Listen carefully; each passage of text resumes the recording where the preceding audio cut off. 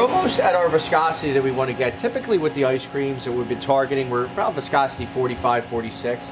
The nice thing with our machine with the large film out, you can kind of peek in and see how the ice cream is forming.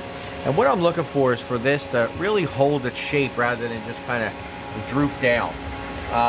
Once we get to about 45, 46 viscosity, I'm going to shut our refrigeration off. And now I want to watch this expand. And what the expansion is, it's the infusion of air into the product. Right now it's kind of working without refrigeration and it's just whipping this ice cream, this ube ice cream, and it's infusing air into it, which is increasing the volume of the product.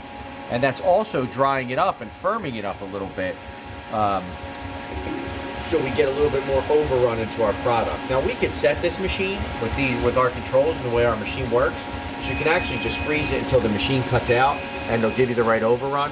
So we're just trying to give you a couple different options on how to do it. I mean, making ice cream is an art, way more than a science, but this viscosity meter does infuse some science into the process. So now I want to extrude my product. I could turn my motor all the way up so I get the product extruded as fast as possible. And look at the color of that ice cream. That is just beautiful. Deep purple. Definitely purple. It's definitely purple. I mean, when people see this into your dipping cabinet, they're going to say, what the heck is that?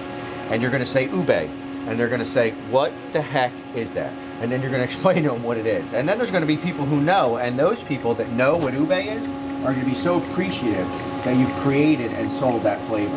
Because in that culture, it's a very, very popular flavor. Like with any, we're just going to fold in.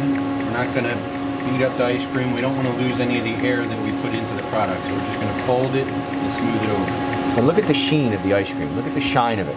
That just tells you nice, smooth, creamy product. You got good mix, you got good flavoring, and you got a great machine.